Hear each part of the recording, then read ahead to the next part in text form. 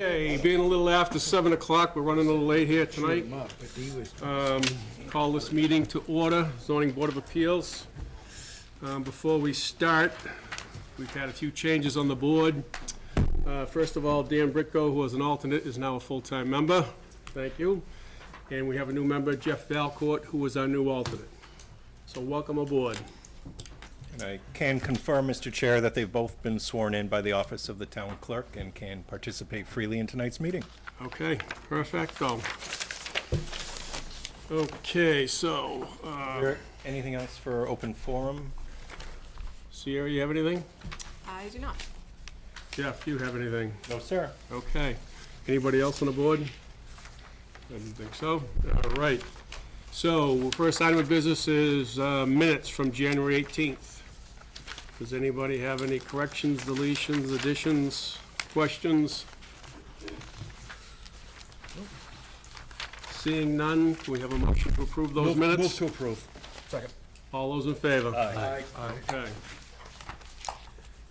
Next item on the agenda is 73 Brookside Road. The applicant has requested a continuance till March 15th. And so on this particular item, myself, Jay, and Jimmy will be the three voting to move the continuance. So I need a motion from one of you. Move to continue. Second. All those in favor? Aye. Okay. So I can, just for the record, I was here and I was on there, On Brookside Road? yeah. If I got the right one, I could be making it up. Well, regardless, it only takes 3 votes to Okay, all for right, I continuing. just want to make sure I'm not supposed to. All right, so the next item is 34 Groton Road, AKA Millstone Hill. For this, just so the TV audience is aware, I will be voting, Jay Ennis will be voting, Jim Kaziniak, Scott Fitzgerald, and Dave Earl. Yeah. All right, boys, you're up. Good evening, Mr. Chairman, members of the board. Douglas Duchesne from Finneran and Nicholson here this evening representing the applicant, Mr. Wayne Legacy, who is seated to my left. You'll recall that at the last meeting, I did in fact do a full presentation of our application and answered, I believe I answered all of the questions the board had at that time, and so I'm not going to reiterate that hour and a half of history. I'm sure you are all appreciative of that. However, please recall that at the last meeting, at the suggestion of staff, we were asked to, or the board was asked to wait on voting until the building commissioner could weigh in with his opinion that we had requested the correct permits from this board, or that there may be other permits we needed from this board, and lastly, whether any other permits were needed. And in reviewing the building commissioner's letter, he did agree that we had requested the correct permits from this board, but that if we were in fact granted the requested variance, we would need to complete a site plan review with the planning board. But that would only be if, the variance was granted. So we will certainly do that if hopefully we are successful.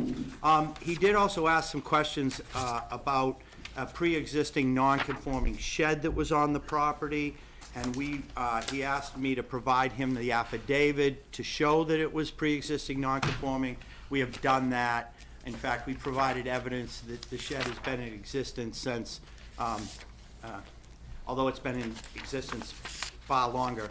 We had definitive proof, photograph, a plot, site plan from the town that it was there in 2012, meaning it's been there for over 10 years. So I believe we addressed the building inspector's request on that. And again, he did agree that the permits we were seeking from you were the correct ones, but we may have to go visit the planning board after. So this evening, what I'd like to do is complete the process and obviously seek a determination from this board with respect to the variance request. I'd first like to start, though, by addressing an issue and a question I had with the staff report that was generated and submitted after the last hearing, and potentially to address any questions that may have caused the board. You'll note that in the site report, under paragraph 4, it states that the applicant proposes to use the existing accessory structure to house 5 trucks, 1 trailer, and equipment to continue assisting in the operation of their business, New England Well and Pump Company, which is run from different site out of town. The applicant would like the option to store 6 vans. That is not part of our application here today, but I do believe I understand where that information came from. You will recall, well, you won't recall, I'm going to tell you that in 2021, 2022, Mr. Legacy was in fact looking to sell his property, including the house, the garage lot, and also the other lots that made up the Legacy holdings on lots off Millstone Hill, as they were described in the 1975 variance. And in fact, he was looking at that time to transfer the business to a longtime employee he had. So he was in the process of, putting the word out, marketing. So at that time, the owner of New England Well was interested in the properties. And so on his own, he requested an opinion from the building commissioner as to whether or not, if he bought all the properties, whether he could store his vehicles on the site under his existing variance. However, when the issue of whether the Legacy's past lot line changes and Wayne's carving off of the house lot and all of those actions, in fact, nullified the variance, right, as we now know. Mr. Williams and Mr. Legacy, pretty much ended that line of inquiry, and so I want to tell you now that subsequent to that, Mr. Legacy did sell the house. He did not transfer the business to his employee, who decided he didn't want to do that. And so currently, it is Mr. Legacy who continues to own the garage lot, is not being marketed for sale. There are no agreements or contracts to sell or transfer that property to anyone. Mr. Legacy is, in fact, currently running the business, continuing to run the business, although, as we've discussed, he's running it out of his Groton location, the business.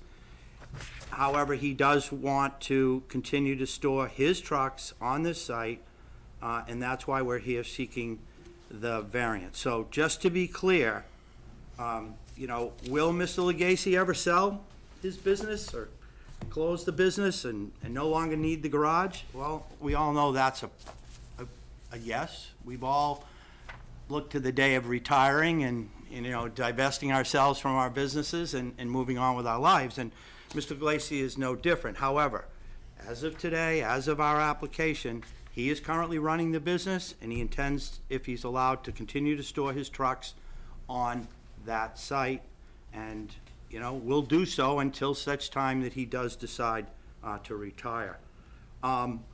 So again, just to be clear, gentlemen, we are only asking for the storage of 6 commercial vehicles, Mr. Legacy's vehicles, identical to what was done in 1975. So back to our request on behalf of Mr. Legacy. You'll recall that we spent a lot of time discussing what we're not asking for. Even though we may have different opinions on whether or not the 1975 did in fact, grant the Legacy family the right to operate out of the site, given their involvement with the town, plowing and trash collection. That's all history. But what we are not asking for is the ability to operate a business from the site in any way, shape, or form. And what we are asking for is for the very same variance that was granted in 1975 to allow for the storage of the 6 commercial vehicles that was done for 47 years. However, I've made it clear to you that we would also both accept and request that the board, if they find that they're willing to grant the variance, that they impose the same conditions that were imposed in 1975, which I think were intended to protect the view of the vehicles from the street and certain other, protections for the town. But we have also suggested that you condition this, that there will be no, make it clear, there will be no operation of a business from the site in any way. We cannot use that address for a business address. And I believe that those two additional conditions will ensure the town and the neighbors that there will be no business operations on the site. And clearly, with those conditions on the variance, the town has far greater leverage if, in fact, Mr. Legacy violates that. You could, building inspector obviously could issue cease and desist, but there would also be a question of whether the variance is nullified by the breach of those conditions. So I think those added conditions clearly give the town and the neighbors, should give the town and neighbors comfort that you won't see a business being run from the site. And again, although we've admitted as to the activities that occurred on the site in 1975, I do want to say on Mr. Legacy's behalf that, there was no malice of intent in doing that. I mean, let's face it, it was 1975. The Legacys were working for the town. The town knew they were running their business from there.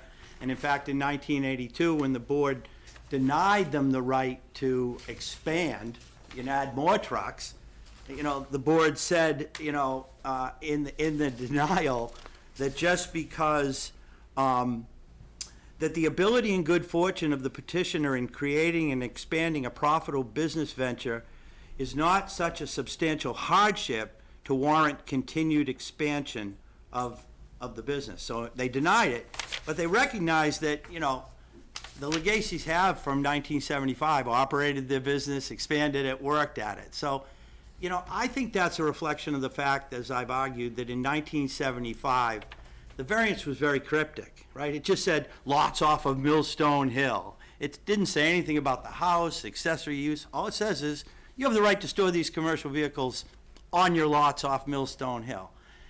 And they knew that the board knew, the town knew, those trucks were being stored there for his support of the town. So, I don't want to, although we will admit that perhaps the operation of the business was outside the scope of the variance, I don't think anyone felt that way. Certainly the town didn't take action. In fact, when a neighbor did complain that he thought an activity was occurring on the site that wasn't within the variance, building inspector came out, shut down what was going on, and remember there were two cases. One was there was some loam screening going on and storage of materials.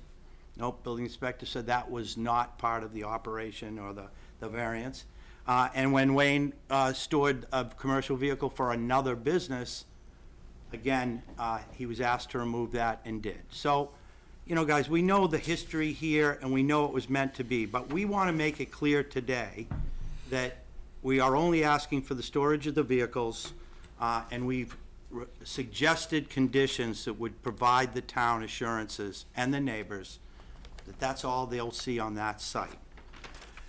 I also, in the last meeting, provided you my opinion on the justification of why this is allowed. Certainly under the doctrines of fairness and equity, and given the history and the 47-year use of it, I think that is part of it. But also, recall in 1975, the board determined that A, the site was well-suited for the use, that it had significant tree buffers, there were no close neighbors, and a very small possibility of new development in the area. And in fact, that was not only true then, but it's still true today. The tree buffers have not changed. We haven't cleared or cut any of the tree buffers. In fact, they've grown, so it's thicker maybe than it was in 1975, and I provided you pictures of those buffers. As far as no close neighbors and a small possibility of new development, the fact is there wasn't only one new house added to the neighborhood, and that was down at the intersection of Millstone Hill Road and Groton Road. You know, they tore down the old house there and built two. So, yeah, I guess there was a little possibility of development, but that new house is over 300 feet away.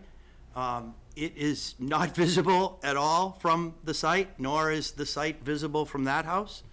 And it's my opinion that with the construction of that home, there really is no other available land in the area for further residential development. Everything else in that area is owned and controlled by MIT. And I would be willing to bet a lot that MIT is never going to develop houses out on there. So the site is essentially as it was in 1975. It's well buffered. There are no neighbors of close proximity, and small possibility of the neighborhood expanding any further. And there's no land available. So those findings of the 1975 board are still true today, and I'd ask you to consider that as part of your findings. We also provided you petitions signed by our closest neighbors, you know, the ones directly abutting the garage, with the exception of the Cronins, and I'll get there in a moment. But we also did provide you letters of support from other neighbors in the neighborhood. And for those that we weren't able to contact, we have received no information, nor do I believe there's been any letters sent, you know, on their behalf opposing this. And as you know, at least at the last hearing, none of them were here. So I said the one exception was the Cronins. They're at 28 Groton Road. The Cronins did send a letter of opposition to the board. But in reading that letter, it was clear to me that their opposition is the fact that Mr. Legacy, in their opinion, did more than store vehicles. You know, he operated a business, and in fact, you know, I think there's been discussions between Mr. Legacy and the Cronins over the years about that, and I think that's part of the reason their relationship maybe isn't as good as you would like with your neighbors. But again, Mr. Cronin's letter clearly focused on all the past practices that have occurred on the site, you know, which he felt was outside the scope of the variance, and so he opposed the variance. But you'll recall he did note in the letter, and where he said that that they would not have objected to the storage of the vehicles, but that's not what ultimately happened. You know, there was this whole operation of the business. So that's certainly part of the reason, gentlemen, that we are trying to make it clear and suggesting conditions that would just utterly foreclose the ability to run a business out of that operation, which I think will address the Cronin's concerns. They specifically said, we don't support it because look what happened in the past. There was a business there, they did all sorts of stuff they weren't supposed to do, but we would not have opposed if it was just the storage of the business, the trucks. And that's what we're asking for now. It's just for the storage of those vehicles. So with that, gentlemen, I don't want to take up time reiterating everything I told you. There was a long history here, and, you know, I think we're all well aware of it, but I do believe we've provided you justification and basis for granting the variance, but I am certainly happy to answer any other questions you might have or provide any other information you want to need, you feel you need in considering this request. Thank you. So Doug, while we're on the subject of trees, I happen to be up there today, and as you come off of Groton Road and you drive up the driveway towards the barn, or garage, on the left-hand side, next to Cronin's, there's a lot of big trees that have fallen down. Are those your trees? They're mine. Okay, They all fell in the last storm. okay, Yeah. okay. So your tree cover isn't as good as it used to be? Well, that's down there, yeah, but Well, here's the picture, Mr. right. McKay. But, Yeah, well, that, yeah, you there's a know, lot of trees I that can make fell. any That was picture look just good. recently. That was just recently anyway. Yeah. But So the other question that I had was, we all talk about storage of trucks. So when I was there today, there was an excavator, maybe a dozer, a few other things. No one has mentioned the storage of equipment. So I guess my question to you is, are you considering that to be a truck? Is that gonna count in the 6, or is that something different? Well, my understanding is the request, both in 75 now, is for the storage of commercial vehicles. So I assume a front-end loader is a commercial vehicle. Okay, I'm just trying to, Is that, Well, like I said, I'm not sure how they figured it, because back in those days, it was a trash business Trash mostly, trucks, yeah. and the yard was full of dumpsters.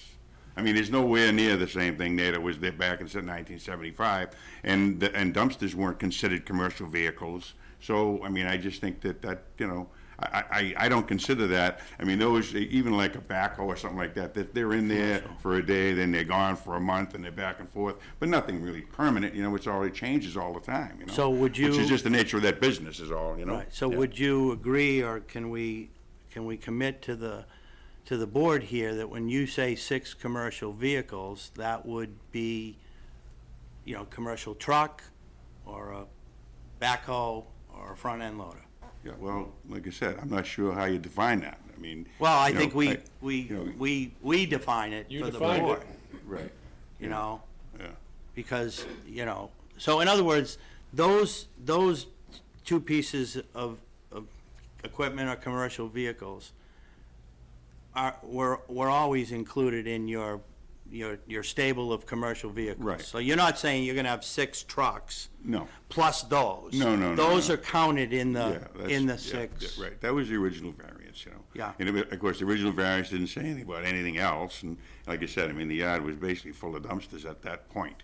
But that's, a dumpster's like a vehicle too, whatever, I don't know. So if the board is saying that you'd wanna define what 6 commercial vehicles means, we would be amenable and suggest that it's made clear that when we talk about 6 commercial vehicles, a backhoe would be a commercial vehicle, a front-end loader, and a truck, trailer that you put the backhoe on, a vehicle. so I think you have to say vehicles and construction equipment and trailer. Okay. Is that acceptable? But no more than 6. But no in more than total. 6. Yes, that's fine, Mr. McKay. That was always the intent of the variance was. And And in fact, I'm sorry, I didn't mean to No, it's fine. interrupt you. Keep going. You know, one of the things I mentioned to say when we talked about a condition that says no operation of the business, that certainly could be expanded to say, nor the, you know, storage of equipment or materials out on the site. So there won't be piles of dirt, or there won't be piles of rocks, okay? Well, I Because- think that there needs to be one exception to that. Sand. He Yeah. does haystack, that's what the salt shed, sand shed is there for. I don't wanna take that away. That's true. Because that's a vital part of his business. So I think that's the one pile that should be allowed if we allow it. Right, but you could expressly prohibit as part of the not allowing operation of a business that no outdoor storage of any kind of materials or equipment So we wouldn't need like dumpsters or or dumpsters. storage units. Wouldn't have to be stored there, okay. Nope. Well, we talking, you've got a good-sized garage there. So we talking 6 total or 6 outside of the garage? 6 If total, you had a- if you had 6 a total Back on, end, right, backhoe inside the garage that was just, there and then off to a site and a couple weeks back in the garage. I mean, are we talking 6 vehicles outside of the garage? Or are we talking 6 total, including what might be total on the s- site. On site, site. 6 total. total? So Visible? if he had, 3 vehicles in the garage, a backhoe, a truck, and a front-end loader, there could be no more than 3 other trucks outside. We're committing to 6 total vehicles Including in the and out. garage and outside the garage? Right. Total. So there might be 3 in the garage and 3 out? Right, but again, just to be clear, because I don't want anyone to think I've misrepresented anything, we're talking about the commercial parking and storage, okay? Okay. I mean, if Wayne brought his backhoe over one day, put it in the garage to fix something, and then took it away, I wouldn't think that temporary few hours that it was on the site suddenly becomes storage of that vehicle. Of course, if it was left overnight, then yes, then it's left overnight. But, you know, I mean, There's gonna have to be some discretion here. I mean, that's gonna be a given. yeah, And chances are that there isn't gonna be 6 vehicles there at any one time. probably I not. hope for his sake it isn't, because that means he's not doing anything. Right? I mean, you want all those pieces of Things are a little equipment slower. working. Doing the site somewhere else, Yeah. yeah. Yeah. Well, that's true, because to me, it was always, the overnight is what constituted, you know, storage. But you're right, there will be times when a piece of vehicle will sit on a job site for a week, so it won't come back. But again, Mr. Chairman, members of the board, we're fully willing to let you define and refine and, you know, make this as tight as possible so that, you know, the town and the neighbors are assured that we'll limit it to what we're asking for. Any questions from the board? See, I have a question. So here's your picture. Are there 3 or 4 vehicles in that picture? And is that, if there's 3 or 4, are that 3 or 4 of the 6? Or not? If I could see the picture, Mr. Earl, I'll be happy to. Well, that's yours. If we could throw it up there. Sure, I just don't know which one it is. I think The there's one like with the 20 salt shed in pictures, the so I'm corner? trying to find. I would like to clarify something too, Okay. if the board would listen. So what happens if there is a piece of equipment on a trailer? Does that count as 2? Does that count as 1? Yeah, and that, And then what if there are non-commercial well, yeah, vehicles? then again, if we go with automobile. Like a private, you know, say he drives his personal truck to go there, you know, I assume you're not intending to count a non-commercial vehicle in the 6. So, in my opinion, an employee's vehicle that sits on the site because they went there and picked up a piece of equipment is not considered part of the 6, because it's there in the morning, leaves at night. Okay. Right. And then as far as a trailer, a piece of equipment on a trailer, 1 or 2? 1 unit, in my opinion. I agree. Anybody, everybody's shaking their I would head. agree. So, David, is this the picture you're looking at right here? And Mr. Earl, I'd like to answer your question. Yes. The truck to the far right, the black truck, that would be 1 vehicle. The red truck to the back, that's That's an the employee truck. The yellow excavator, clearly a commercial vehicle. And the truck way over to the left that, I really can't see anything but the grill, that's probably your I truck. think so, yeah, it could be one of the employees And the too, but- black car in the middle's mine. I parked there while I was, Photographer made a mistake while I taking was that taking, picture. while I was taking the pictures, sorry. Plus, I thought you'd all enjoy the picture, but, no, Mr. Earl, I really think that we can define this and, I'm asking you a That's question. 3, it's 3, David. no, Yeah. no, I mean, you know. 1, it- 2, 3. The question is that, you know, show me which of these are commercial, and that's, you know, that's it. It's the black one, and the other truck, and the backhoe. The red one is just an employee's vehicle who he dropped off to get into the dump truck and leave.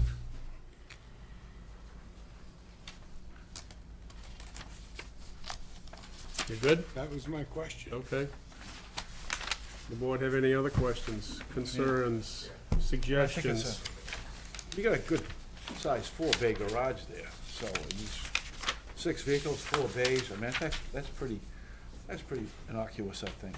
Considering there could be a couple of vehicles inside, 4 out, I mean, 6 is, I think that's a pretty safe number. And I think every day is gonna be a different day. Yeah. Right. And like I reiterated last month at the meeting, we did the same sort of setup with the landscaper on Nutting Road, where employees come in, they leave their pickup truck there, they go out on a landscaping truck, so there's, the number of vehicles there all day are the same number of employees that show up. 4 guys come in, they leave their trucks there, they take 4 trucks out, they come back, there's 4 trucks there. The same sort of thing. Employee comes in there, he's gonna leave his vehicle to go out in the dump truck. So, it still balances out, I think. Is there anybody in the audience that would like to speak up against this? Anybody in the audience that would like to speak in favor of this? So there's nobody in the audience that wants to speak for the record? Okay, we refer quite a bit back to the original variance that was issued. And I think there was some pretty good points in there as far as hours of operation. They had 7 to 10. Is that still doable? Is it too much? Yeah, you can't leave before 7 AM and you gotta return by 10 PM. Right, yeah, no, that's Yeah, that's fine. acceptable, yeah, that's. 'Cause- And I understand during snowstorms, any kind of emergency type work, that obviously you're not gonna wait till 10 or wait for 7. Right, That's- but that's- most of that stuff is just up the observatory anyway. Yeah, so yeah. Nobody even see us going out the back there. So. The other thing in there was that the entrances and exits were kind of messed up because they had you only entering and exiting on Millstone Road. So now, with the new Route 40, and we've discussed this at the last meeting, Right. you're taking your life in your hands trying to get out of Millstone Road. Well, right, dangerous. So you've got the Route 40 exit. One of the conditions that I would say is you enter on Millstone, exit on Route 40. Right, that's the way we, that's why Yeah, we put it there. that's what they do for That's why we safety. put it there, exactly. One of the Couldn't get other, out there. one of the other conditions was it talked about an 8-foot fence, solid fence around the property. And the reason I went up there today was to look at the property, and I don't know if you can see this or not, but on the road coming in, Right. I suggested 30 feet of fence going up and 50 feet of fence coming over. It was there, Scott, at one time. I'm but sure it was. My neighbor took it down. Yeah, And so I think if you, that's for the Whose record, fence was too, it? but, Your neighbor's you know, fence? there was, what happened there was, is that this thing said to put the fence on Millstone Hill Road. Well, no one was gonna see anything Right. from over there. So we put it around the neighbor's house because we thought that was the right thing to do. Well, for some reason, it disappeared and I didn't take it down. yeah, so I think that would be, Evidently, You'd my like to neighbor see didn't that care back. about it, I'd like so to he see took that it. and fence I there. reported it, but I just said, don't do anything about it, but just want you to know that it's gone. And then on the back lot line of the property that butts up to Cambrai, Yes, maybe we could plunk some 6 or 8-foot trees along there to kind of add to that barrier. go down the lot line, sure. Yep, you know, maybe 8 or 10 possibly. And, That's no problem. and so the other thing is, right at the corner where I just showed where I would like to put the fence, you have all those concrete barriers where you've been pushing material up against there. Right. Can we clean that up? Yeah, those are going anyway. That's all Those are- coming out. Those are temporary. And you're gonna take care of those trees. Ones that are down, you mean? Yeah, the ones that are there's a- down. There's a bunch down there, yeah. And, no signage. No, you never had. You're not gonna operate a business at this location, we talked about that, Doug did. And no stockpiling of materials except for the sand for haystack. You still doing Should we say that haystack? has to be in the bin, Scott? Say that? Should we say the sand salt has to be in the salt Sand shed? should be in the salt shed or in the sand Right, bin. right, yeah, Yep. yeah, absolutely, yeah. And then the other thing that I would like to see is that I would like this variance to terminate at the transfer of ownership.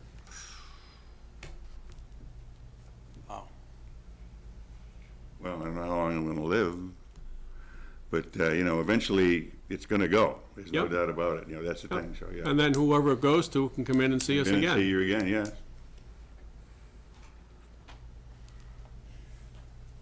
You have to go through that again at that point, but I guess. Because, you know, we're doing this for the Legacies. After Well, we've you, been we there don't for- know who we've it been there is. for 50 years. yeah. Right, and that's Exactly, part of the yeah, respect that we right, have. Right, exactly. Doesn't a variance usually stay with the property? Yeah. Typically, Typically, I mean, this is sort of an exception Right. that we're making here. I think that's a little think that incongruous from what we typically do, Scott. The variances goes with the property. But on the other hand, Jim, if you can't operate a business there Right. and he sells it, the person's gotta come in.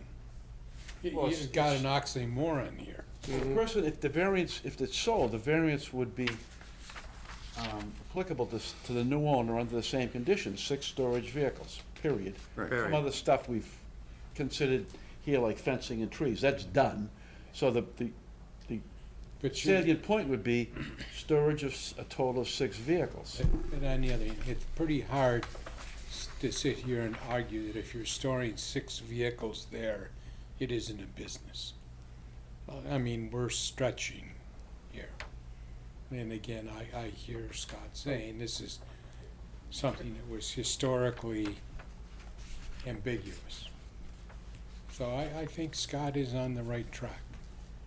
I think we've used a use variance before, we've done that, if I remember correctly, and maybe It's- my memory isn't correct, but It's certainly more common with special permits. You have a lot more discretion. You can put time limits on special permits. You can have provisions for revoking or suspending. It is trickier with use variances. I would ask the board's indulgence if that's the board's wish. I would like to have town council review any such draft decision, if you're open to that. Might I make a suggestion that I think will provide the board the assurances it needs? Rather than making the variance null upon the sale of the property, what if, upon the sale of the property, if the new buyer intends to continue to exercise the variance, that they would have to come into the board to show you that in fact their proposed use fits within the 4 corners of the variance. I mean, to say it's nullified when he sells, you know, what if the deal to sell the business to his, you know, his employee or one of his employees comes back in possibility in 2 or 3 years? The employee likely wouldn't want to buy the business unless he could continue to store the trucks here. I think in a way, we're putting him in a box. I mean, Wayne's not a 35-year-old guy here looking for 40 more years of running equipment. So he's here, I assume, looking to the future, long-term, of getting out of this. Like I said, maybe selling it to an employee, maybe somebody else leasing it, maybe something else going on. I mean, you're not gonna do this for another 20 years. That's for sure. No, exactly, For sure. exactly. So I think, you know, it's a little bit of a catch-22 here. By doing that, we're putting him in a box, saying, oh, this is good for another 2, 3, 5, whatever. You know, Right. at your point in life, you're not looking to keep this going for another 20 years. So I think it's a little unfair to him to say, and the variance typically goes with the property, so we're doing a, you know, a sideshow here, I think. Because I've not been totally So if someone, recalling any variances that we've made that restriction on, particularly for someone who's in his state at this point in his life. I think he's calling you old. He's old, he's gotta give it up. I know I'm just a I mean, little he's younger got- than You him. know, he's old, he's gotta give it up at some point. I mean, he's not gonna run this business for 20 more years, believe me. Right. so If he does, it's gonna be a bad business, if he's still running it. But I think we're putting a little bit of a constriction on him that, I mean, he's had this family business for 45, 50 years, he's trying to have an exit plan, and we're kind of throwing water on his exit plan by saying, well, when you're done, it's done. Somebody else gotta come in here and then, Right. well, what the hell happens to the property? Yeah, what do you do with the building? 4-bay What do garage you do with the there, building? there's a piece of property, what's he do? Tear it down and build houses? I mean, it still could be a viable operation with those conditions, I think, for someone else who had a similar business, even maybe less equipment. They certainly could expand beyond 6 vehicles, but someone come in there with, I don't know, landscaping business that had a couple You of can't dump trucks. have an can't run the business. operation see, there. that's an that But changes that's what I the mean, whole though. If he dynamics, sells, Jim. if Yeah. he sells it to We somebody, just did the same thing on Nutting Road. We're not We just did it talking 2 months Nutting ago. Road, we're talking about this property. I know, but if the variance stays with the property, and he was to sell it, and somebody who bought it broke the rules, the variance goes away, am I correct? right. They would be, if they began operating inconsistently with the decision, that would be subject to zoning enforcement. So if someone came in and they use that address as their business address, that would be in violation, at least of what we've heard tonight. And they would Or if have they have to, more than 6 vehicles. or if they did more than 6 commercial vehicles. Or if they operated a business, ran the, you know, Right, the that's what he said. operation out of the office, if they stored equipment.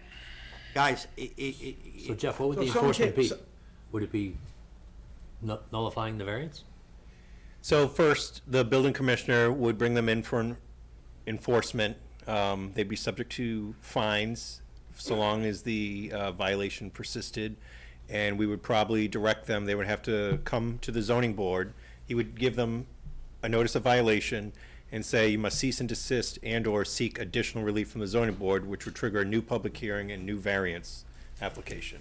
And usually, the commissioner would stay further enforcement if they made good faith, swift progress to come to the, make an application to the zoning board and follow through with a public hearing process. So Jeff, do you have any other suggestions? So it sounds like there is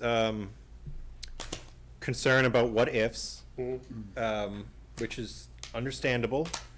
But at the end of the day, if the board makes the decision and there are explicit conditions of approval, that's something that is available for enforcement. And we can make it clear in the decision that any change or doing any of those things or trying to operate a business requires additional variance relief from the zoning board of appeals. Make it as easy as possible for anyone to do enforcement 2 years or 10 years from now, to be very explicit. So it is possible. We can write something to that effect. We might want to have a little additional time to make sure we get the language right, though. And whether the board wants to keep the hearing open, or if we can get an extension of time to work on a draft decision, we'd appreciate that, and that would give us the greatest latitude to try to capture your intent and address your concerns. Okay. The other thing, before I forget, Mr. Chair, is I heard 8-foot tall fence. So, as you recall from other petitions, a fence that's 8 feet tall is considered a structure and needs to meet zoning setback requirements from property lines, unless they are granted that relief from the zoning board. So we'd want to make sure, if that is your intent, to have an 8-foot tall fence, we would take a look at where you want it to be placed and think about if we can, in this decision, still, if that's a condition of your approval, see if we can grant the relief necessary for that as well. Okay, that's fine. Mr. Morissette, if I could, Mr. Yep. Chairman, is that for fences 8 feet and above? No, I think it's 6 feet. is the 6 feet. cutoff. Right. I was just saying, you know, that way we could do I know. 7 feet, 11 inches. So, here's a possibility. There's a guy that owns that property that owns some equipment. Maybe he could make a berm and then put a 6-foot fence on top of it. Right, but where would you like this? Right. I have a map here, I'll show Oh, you. okay, yeah. Where the fence was before? Yeah. Oh, Yeah. okay. Well, see, berm, then you're gonna kill some trees if you do that, though. But I mean, a You know, six, I think a small one you might be able to get I was away just with. going by the previous. No, variance. right, exactly, yeah. But that previous fence was supposed to be on Millstone Hill Road, not there. So where does the board want the screening? I would like to see it, if you start right at the corner of, I would like to see it come 30 feet this way and 50 feet that way. Yeah, And I right, think- yeah, and I that's pretty think much that where would- it was. That yeah. would screen everything from here. Like you said, if you put a few more trees along in here to fatten that up, then you can't see anything from anywhere. Right, yeah. Jeff, what would the zoning requirement need for that fence? How far off the If property line? it's 6 feet or less, it could be right up to On the it, property what if line. it's 8 feet? It would need to probably be 15 foot, well, actually, this is worse, you have a hammerhead lot, right? Yeah. So it's a 50-foot setback from the property lines instead of 15 feet. So all I'm saying is, tell us your intent, and we'll try to come up with a decision that matches your intent, makes it permissible, and maybe another month will give us time to let them come up with a specific buffering plan, so we have something you know, meaningful So to, as a does the board condition. have any comment as to 6 feet or 8 feet? Keep it simple, it's 6 feet. Yeah, I keep it simple. As long as there's some type of fence. Yeah. 6 feet's the number then. 6 feet's good enough, Yeah, 6 feet's plenty, I don't think. nothing, no relief needed for that. Right, and then you can put it at the lot line where it's gotta Right. go. Yep, and we'll put it right at 30 and 50, Yep, What kind of fence? stockade, solid. solid, Solid, solid fence. I'll leave that up to staff's discretion, you can go inspect it. So are there any resource areas in proximity? There are, I believe it's to the north of this site, because I know the Conservation Resource Planner had called out the pile that's shown on the plan, which I believe we were told has since been. Yeah, that's been taken Has care been of, taken, yeah. So my impression is that they're to the north. The wetlands would be on the other side of that, you know, that black irregular shaped The former pile, okay. former pile. All right, so So I don't think we'd be within 100 feet of So- wetlands with the fence. it's really up to the board. If you feel you have enough information to make an informed decision, you could close the hearing as long as you give us latitude in writing the decision, if the applicant's willing to grant an extension of time to render this decision. Of course. So, can I just ask a quick, so if the property before it transfers ownership, can we request that the new owner come before the board? We can request, I mean, it just, what I'm saying, it's not gonna nullify the variance, but at least there's communication between the board and the new owner that they understand, you know, what the board's intent was there. so we could Right, and that's maybe- what I suggested, because we see that often in like in-law apartments. So I get an in-law apartment permit, and it requires to be my in-laws, and I operate it, and then I sell my home. It doesn't, in some towns, it doesn't nullify the permit, but what it does is it requires the new owner to come in and show that he meets the qualifications, or that he understands the conditions. So it just, as you said, if Wayne were to sell this to someone who intended to continue, there could be a requirement that they come into this board, again, not to seek a new variance, but to provide Show they're in you compliance that with they the- are compliant An with. affidavit. existing conditions that That's we a have bad, imposed. that is a The same bad conditions that the idea, variance says. Why is that a bad idea? because it's not an action. People come to the zoning board for an action. They make a request. They don't come here and ask our opinion. We're Well, no, not I think asking, we're it's- not asking for an opinion, we're asking Well, for wait them a to minute, tell you're us. We're just saying- asking that he shows, the new owner would have to show he's in compliance with what the variance would, the 6 vehicles. So the owner would come in and say, I have I think XYZ business, I fix Not gonna computers, I operate have it. 6 vans, I run this operation out of here, I have 6 vans, and I am complying with the variance that says 6 vehicles. For storage. That's, The that's, storage. For storage, You not- can't operate a business out of It it. could also be a car collector that buys it and puts 6 of his collections there. Yep. but anybody that runs a business out of there is not can't. running a business out of there. They're getting in their vehicles, they're going off to a site, of 6 vehicles are going off to a different site, or some every day. Well- There's not a business operating out of there, it's we're talking about storage. So the next owner would have to say, I am I'm storing 6 vehicles there. My business is such and such, and I'm not operating anything out of there except I have a 4-bay garage that allows me to have vehicles indoors, a couple outside. Not operating a business, it's storing vehicles. Let me try it differently, okay? If you chose to go down that road and the person came here and the board said, no, we don't agree with it, then what do you do? No, my agree intent, with what? what I believe would happen is they're gonna tell us what they're gonna do, and if we don't agree with that, we're gonna say, the building inspector is not going to allow you to do that. Right. Right. exactly. I just, The new owner would have to be complying with the variance we would allow, which they would already have to do as the variance runs with the land. runs with the land, right? So if the variance runs with the land, why are we Well, confounding there's this the with- added, because it provides the board an added, an added comfort. that if it's sold, the people who, if they are gonna plan on using the variance, they have to come in here and at least establish that communication and allow you to make sure that their proposed use is in conformance, and to give them notice that, okay, you're allowed to do that, but you have to meet these, you gotta always maintain the conditions under the variance. I think it's fair to the new owner, because what if they have expectations that, Right. they're buying this piece of property and they want to do different things, and they're not going to be able to do it, and they find out after the fact, that's a problem too, right? I mean, why not everybody be on the same page, I guess? Wayne has an employee that might wanna buy his business, and he has another operation in Townsend or Groton, or wherever it is on 119. So he comes in and says, I'm buying all of it, and I'm buying, the business that's in another community, and I'm also buying the property Storage. on this, nothing's different, I'm running the same business. I have the same storage of 6 vehicles that's allowed in that property.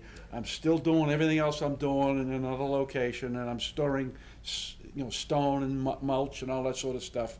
But nothing's changing. I'm running Wayne's business, I'm buying it. What's the change? I mean, it continues on as we have allowed by this variance. Why do we need to overcomplicate it?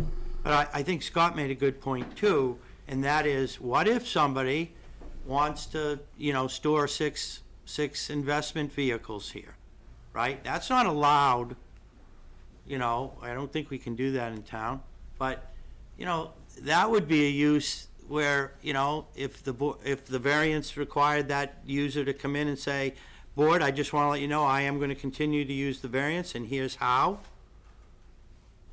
That's what you want, right, Scott? You want to make sure that the next Yeah. buyer isn't going to do something different, isn't Right. going to violate it, and isn't going to buy it thinking they can go crazy there. No. The key word is they're not operating a business Right. from that location. Right, it's just That's vehicle storage, so Right. it's, Vehicle no one's going gonna forward purchase. forever, that's all we want there. Right. Yeah.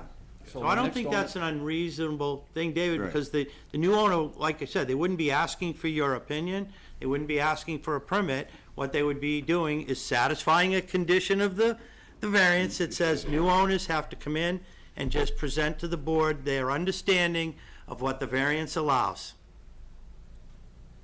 And then you got your guarantee that, somebody's not gonna come in here and do something crazy. Although, as it was stated by Mr. Morissette, if somebody did, building inspector's got the right to shut them There's down some cold. oversight on Shut by the them down building cold. department, by the inspector's department on that. Yeah, Right, So exactly. they'd be right away, probably all over that if there was such a change.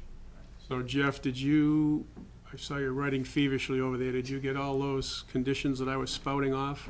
I believe we have them, Mr. Chair. My only question is, does the board want to keep the hearing? There's a lot of variables here. Yep. So I don't know if the board wants to keep the hearing open and have benefit of a draft decision for next month's meeting. I would suggest that. Okay. Is the applicant willing to grant an extension of time till after the next meeting? I'm always willing to grant an extension of time, Jeff, but I would ask, why the board can't close the public hearing, and then, condition their vote on a review of the draft decision. They can do that. It's up to the board if they feel they have all the information they need to close the hearing. That would prevent no new information from coming in, only clarifying information. Right. So does everybody understand that? If we close the hearing, there's no more new information, you got what you got. No more public testimony, no more public back and forth. testimony, Yep. But you guys still have the right to review the conditions, make Right. sure it's everything in there you want, and then you vote. Okay, There was one, I know they said they didn't mind if there was no dumpsters or no storage units. Do we have that down too? Is that wouldn't We be have an that in issue? our list. What's that? We have that in our list. Okay, all right, okay. Yeah, no, Yeah, that no, was on no the- other commercial That's right. equipment. I'm worried Yeah. about the, No, that was on there, yeah. But I mean, you can, all right, so the board want to close the hearing? Yeah, I think we move forward. I move to close the public hearing. second.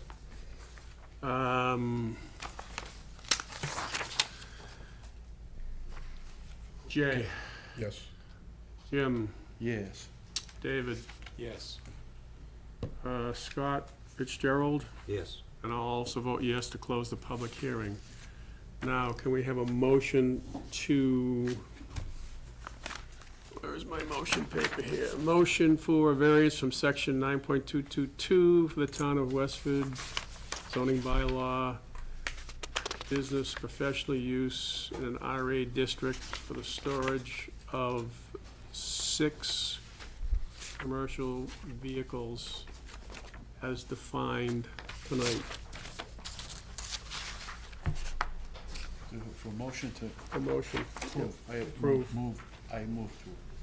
Second. David, Yes. Jay, Yes. Jimmy, Yes. Scott, Yes. and I will also vote in the affirmative. Thank you, gentlemen. I'll give you the extension, and we're certainly willing to work with you on those, getting those conditions Oh, perfect. They're gonna get the language down, Yep. probably shoot it over to you for a little review, see what you think. So, Mr. Chair, can I Do we just have one more variance, though, that we have to? clarify that this is also seeking relief to allow this structure to remain as the principal structure? Okay, that's, Yeah, that's, yeah. Oh, yeah, okay. that's right. That's Technically, right. Yeah. So can I have that motion? So moved. Second. David, Yes. Jay, Yes. Jimmy, Yes. Scott F., Yes. and I also vote in the affirmative. Thank you. Thank you, gentlemen. I appreciate all the time. I know Thank you this has very been a much. lot of time, and we'll see you again in a month, so. Okay. Thank you, gentlemen. Thank you.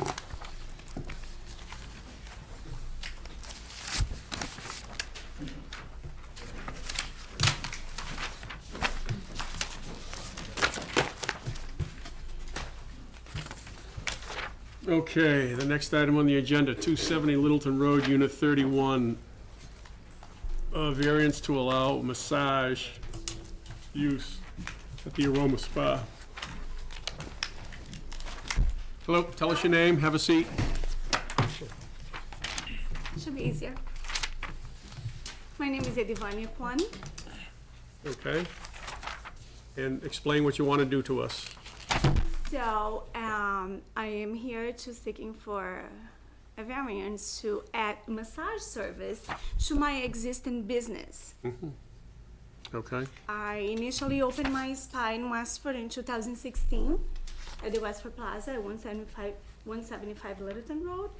And in 2020, this year, I decided to invest, expand. I purchased a property at the Boston Square Plaza, 270 Littleton Road, and we expanded. Well, then we got shut down because of the COVID, right? yep. Then we lost a lot of business, we lost employees, and then I have this beautiful property, all remodeled, and I have extra rooms in my location. Massage services is a very popular services and is a high demand in this community. So I decided to add these services to hopefully increase my clientele and also an additional employment to this community. And then that's it. Just adding a new service to an existing business. Okay, I so, also wanted to make a little highlighter here because I was just hearing some comments on the previous. This location was already approved by the board for massage services when I purchased in 2020. So I'm not sure if this makes any difference on this decision, but I wanted to bring this up because I was just hearing about your comments about how the variance stays with the property. And this was a massage place when I bought it 2 years ago. Sierra, do you know anything about that? I'm aware of the microblading special permit in 2019, and Right. then the special permit was essentially granted again in 2020 because of that change of location. Well, that's just for my business, yes. Yeah, so we had a special permit for microblading, is what I was able to locate and file. I think she was, So you said there was previous, a variance at the site you just bought? I mean, for massage. Oh, yeah, the previous business. Oh. But I'm here to add in the services to my existing business. I'm not open a massage establishment. Just want to make that clear. so you have a massage therapist on staff already? That's up to the state. After you guys give me the permit to add a massage services to my existing business, then I will have to apply with the state. And the state requires the massage therapist to work. And so he or she has a state license. Oh, absolutely. And I have then- to apply that with the board of the divisions of licensures of the state, correct? And is the site inspected by the Board of Health? Yes, Okay. multiple times. And how many massage therapists do you think you're gonna have? Well, it will depend on the demand, but maybe one or two, one to begin with. I will apply to multiple massage therapists, but I only have like 3 or 4 rooms, so 2 the tops, yeah. Okay. I don't wanna make that number set. It will depend on the demand of the clientele. So for instance, if you ask me how many massage therapists, we are open 6 days a week, right? So one massage therapist can work 2 days, another one can work 2 days, you know, it depends. So I don't wanna make that number set. When I apply to the state, I will apply for multiple license, which it will allow me to hire any amount of massage license therapists that I would need it for my business. Okay, I see. And are your hours of operation gonna change at Nope. all? And what are your hours of operation? 9 to 6. Any questions from the rest of the board? No. Is there anybody in the audience to speak in opposition to this? Anybody in the audience to speak in favor of this? Audience hasn't got much to say tonight. Okay. So, Sierra, are there any other conditions that you can think of that we're missing, or? Not necessarily, just that I wanted to bring up that, so typically a plot plan's required. Yes. But in this case, the applicant would request not to have to submit the plot plan. We don't believe that request being granted would be detrimental to your ability to render a decision.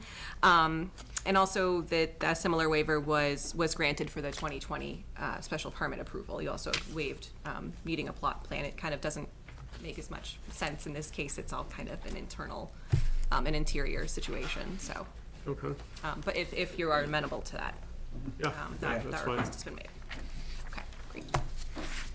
Okay, Sorry, Mr. Chair, was the question of a variance for massage therapy cleared up? no. So I did look online, I did not see any such variance decision recorded at the Registry of Deeds. If someone had gone and secured that, which I didn't find a record of either, it would have had to have been recorded at the registry to be effective. So I didn't find any record of that unless it's miscatalogued at the registry, but I didn't find anything in recent years for that location, but I don't recall doing it down there at all. Yeah, I thought it was at 175 Littleton Yeah. Road. David, do you recall it? Jimmy? No, I mean, we got, where was the operation? The whole body massage.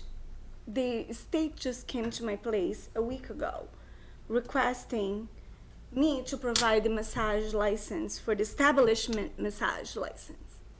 The state inspector for the massage board walked in and I say, wait, I don't have a massage license yet. I just applied to the town of Westford. Oh no, the previous owner had a massage establishment here and she never closed the license with the state. So I'm here to find out where is the whole body, and unfortunately I don't have the name, but this is only in 2019.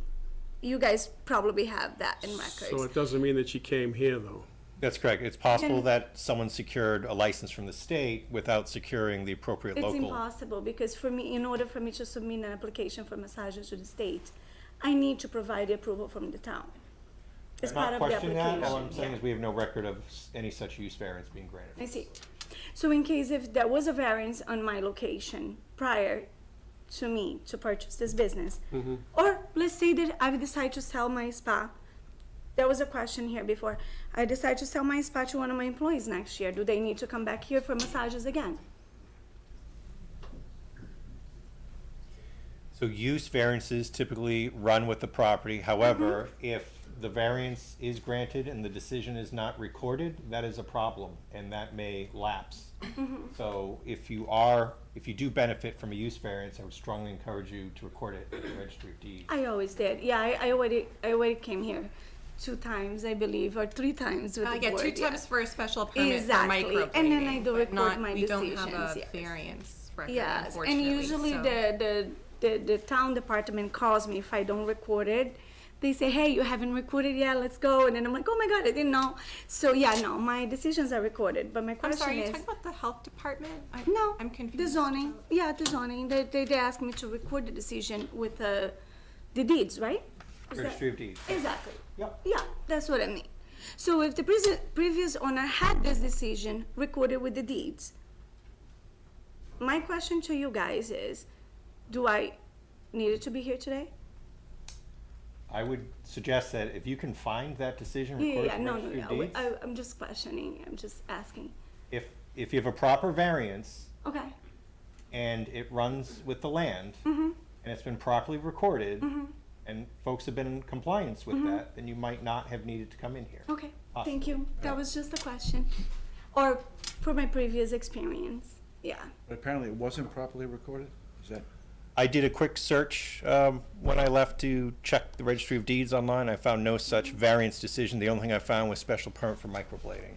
No, that's me. That's the same No, when that's I me. did. I request that. I'm talking about the previous owner. I purchased this building in 2020, and it was a massage establishment in there. I'm not here to debate that. All I'm stating is that when I looked online at the registry of deeds for that location, I did not find a use variance in recent history. It's possible if there's something that goes further back, it might exist. Okay. But this board, I think a lot of them have very good corporate memory. They don't happen to recall that, and I didn't Okay. find anything looking online. If you have that evidence, please provide it. I will. Thank you. Right. Okay, board all set? Yeah. Yep. Okay, so we're here looking for a variance to allow massage use at the Aroma Spa and Laser Center, 270 Littleton Road in the Commercial Highway District. Can I have a motion to approve? So moved. Did you close the hearing, and Let's, how about a motion to, was there any public comment? there's no public comment. So can we have a motion to close the public hearing? Move to close the public hearing. Second. All those in favor? Aye. All right, now we need the motion for the variance. Can we just add a condition to Yes. that? That the applicant be in compliance with registry and state requirements. Yep. Well- Maintain it. Well, they have to record the decision. I understand. No, he's talking about like the state license. licensing board, right, Yeah. David? Yeah. Again, they have their own purview. You have yours. I would respectfully suggest that maybe you stick within your jurisdiction. All I'm suggesting is we require them to be in compliance. We're Well, not that's kinda goes back outside to- our jurisdiction. I think that goes back to that long letter Jeff gave us. It was very appropriate that told us to stay in our lane. And, you David, know, are you asking for sometimes like we a need health to- department inspection? We're getting out of our lane. Or more in the We're state getting out of level? our lane. That's not our bailiwick. That's the state's bailiwick. It's got nothing to do with our, I don't think it's got anything to do with it. The variance is approved. It's up to her to be in compliance with the state, whether she's a massage therapist or whatever else. I think we're exiting our lane if we get out of that. I disagree, but I just leave it at that. So let's have the motion for the massage use at Aroma Spa. Second, so moved. Move to, second, to approve. You guys are confused tonight. He moved to approve, right? Dan, Yes. Jay, Yes. Scott Fitzgerald, Yes. Jimmy, Yes. and I will also vote yes. Thank you. So it's Appreciate approved. that. Please record this. Yes. I will absolutely, but I also want to mention that I spent 3 months waiting for this decision. I spent thousands. It wasn't hundreds. It was over $1,000 in fees for the variance that I asked the board, the downstairs office. Do I need to go to zoning for something that was already in place? But did you have proof of that you could supply to them? Well, what if I get the proofs? You've already I will, kind of taken care I of it. spent a lot of money on this, and I lost a lot of money on this. This is not fair for us. I live in this town, I pay taxes in here. I am trying to expand my business that I suffer from COVID, and all I get is hardship and hardship. When I strongly believe, don't get me wrong here, I respect all of you guys. I come here multiple times because I work by the books. Answer your question, I cannot operate unless I pass the state inspection in my facility. So after I get this approved, I will apply for the state, get a proper licensed massage therapist, and then the state will come in, do an inspection in my facility, and then I will offer the services. This is my third business. This is not my first business. But what I'm saying is, all I'm looking for is to add a service to an existing business. I'm not open a massage establishment. That's when I asked downstairs, are you sure I need to go to zoning? Are you sure I need to do planning board? Yes, because it's not allowed in any of the zones in town. It's a No, simple answer. absolutely, but it was a massage place when I bought it. If you had proof of that and brought it in, It's staff would have online. taken care of You can just you. Google If you're able 270. To find it, please do let us know if you can Oh, find sure, it, I'm because we going can't find it at to. the registry or And our then I will project send it files to or. all of you guys, so you guys will be aware, because that's not fair for business owners like me. I'm just trying to do my job here and expand my business, right? Yeah. Promoting my place, offering a little one or two employment job here for massage therapists that right now are collecting unemployment. Sorry. Good luck. Thank you. Sorry, guys. Just getting out here, but thank you so much. Okay, you're Have a great welcome. night. Have a good night. Okay. Next item is 6 Craig Circle. Special permit. Alteration of a non-conforming structure.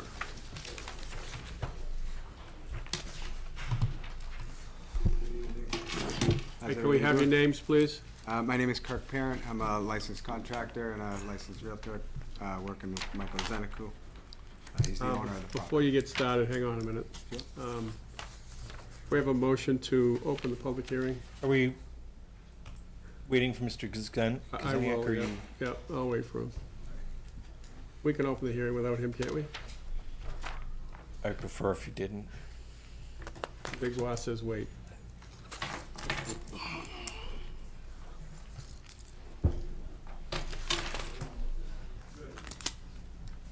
Mr. Chair. Now we need a motion to open the public hearing. So moved. Second. All those in favor? Aye. Okay, 6 Craig Circle, names again, please. So my name is Kirk Parent. I'm a licensed contractor and a licensed realtor, and this is Michael Zeniku. He's the owner of the property. So basically, we're just asking for, I think it's like 3 extra feet in the front door area. It's what, I don't know what you'd call it, a mudroom or a foyer area. We are already a little shy of what we're required for the setback in the front yard. And we're just asking for basically an additional 3 feet to, in a total of 5 feet shy of what we're supposed to be with the setback. More or less, it's just for added space, and that way the family can enjoy the space in the front of the house. Guests can sit down there, put their shoes there, hang jackets in the doorway, stuff like that. And my son can run around. Yeah, and his son wants extra, needs extra space to run around and enjoy. So basically, probably what has happened is that back in the 60s, when this house was built, Yep, the zoning setbacks were different. sure. So no matter what you did, you're not gonna be in compliance because they've increased the distances. Right. Plus, you're on a corner lot. You're only asking for 3 feet, which is not a big deal. I mean, in my opinion, I'm only one member. Any other comments from the boards? I agree. Seems pretty simple. Straightforward. Very It's simple. it's a pretty straightforward application for us. Sure. Thank you. So, are we prepared to close the public? Jeff, Is there any comments from the public? do we have any people in the audience to speak in favor of this or opposed to it? This audience hasn't got much to say tonight, I told them that already. Wait for you. Yeah, they're waiting. Laying in the weeds. Okay. I don't think there's any conditions we need to put on this, is there? Seems fairly straightforward. Build according to the plan. Build according to the plan, we have a plan submitted.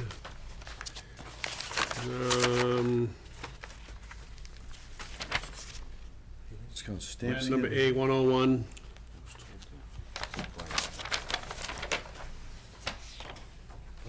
It's not like you can miss it by too many feet because it's attached right to the front of the house, so you know where you have to be.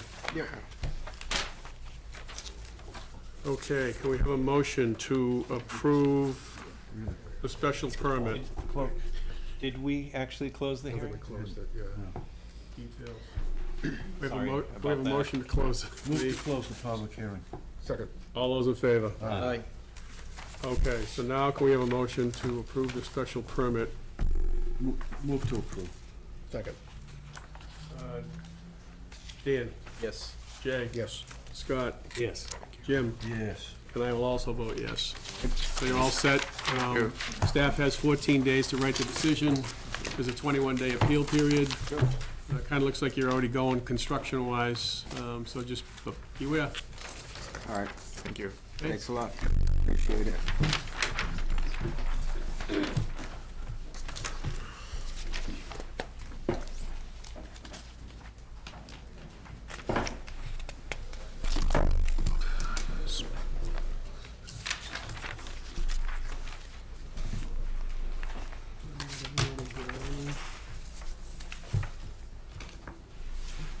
So it looks like I got my packet mixed up here. All right, so, next order of business is 7 Liberty Way, Rock the Spectrum. Can we have a motion to open the public hearing? So moved. Second. All those in favor? Aye.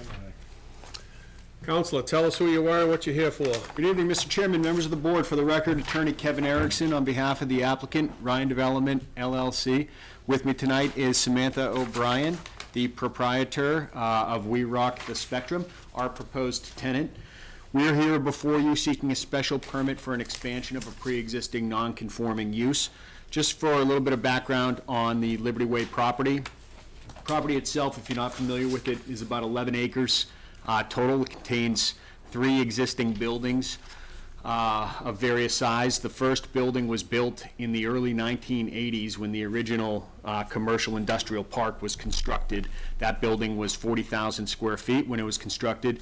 The second building, which was actually permitted in 2001 but constructed in 2007, is a 34,000 square foot building. And then in 2015, some of you board members may remember, we came before you to have the Goldfish swim school building approved. And that building was constructed, I think, in that same year, 2015.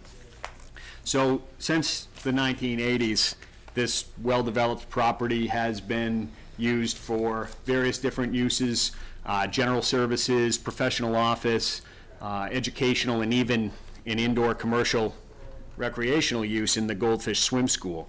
What we're looking to do here is infill an existing 4,000 square foot space, tenant space in that building with We Rock the Spectrum.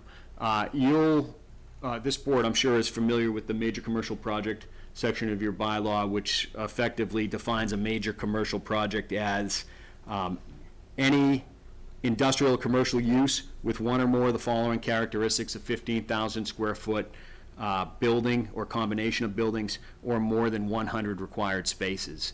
So when this first building was constructed, the 40,000 square foot building, if the major commercial project bylaw had existed at the time, a special permit would have been required.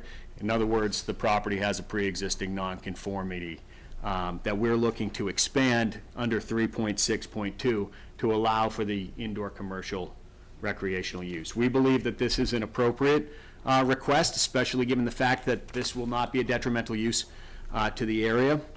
We're not proposing any new exterior construction or new building construction. No site changes are proposed. Parking, lighting, emergency access, all that stuff is as it's going to be and has been for decades on that property. This is, well, as I mentioned, a well-established area of the town of Westford, but it's also tucked away from residential properties in any sensitive neighborhood that might be impacted by a business, although this business is not of the type that really would be impactful to even residential properties if they were nearby. I also think it's worth noting that this property is under consideration with other industrial highway properties in the town of Westford for a special permit process in the near future, hopefully, if the amendment goes through, for indoor commercial recreational uses. Unfortunately, our tenant could not avail themselves to wait out that process just because of their timing constraints. But the fact that I think it's being considered, first of all, I think it's great, because I think properties like this are perfect for indoor commercial entertainment. Goldfish Swim School has been a great success for the last 7, almost 8 years. And there's other locations in Westford where that's the case as well. But it's also indicative of the fact that the town's looking at this and agrees with that proposition.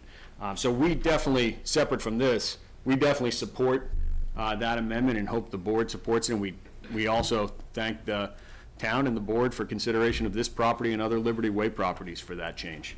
It adds flexibility. I don't want to step on the proprietor's toes, but I do want to talk just very briefly about her business.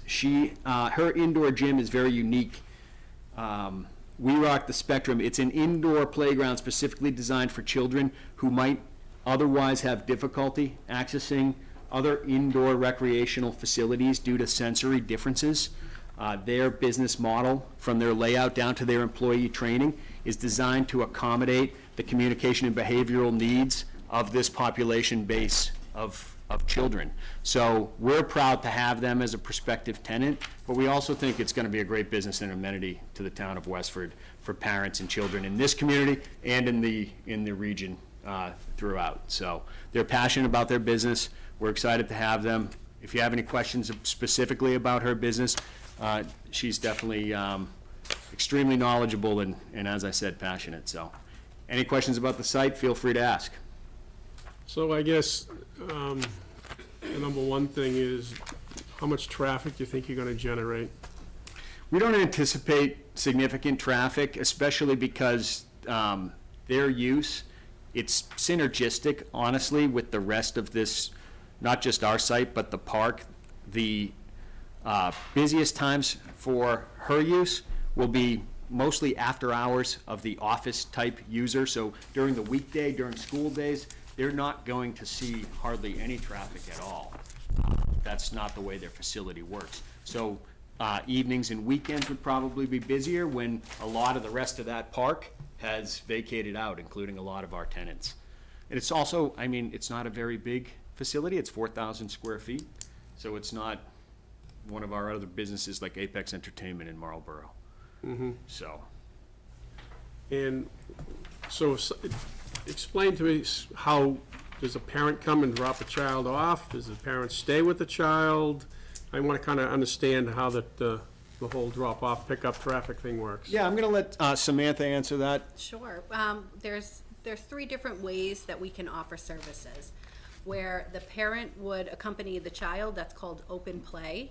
We would like to have open play available as often as possible so that the community can come as needed and use this resource.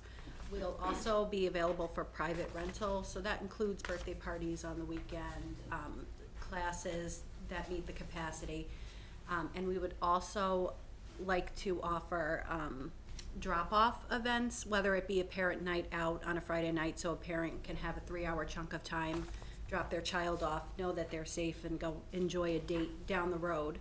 But also, you know, potentially a class to prepare children as they're entering preschool from the early intervention program, like almost like a preschool prep, just to get our kids who need a little extra practice.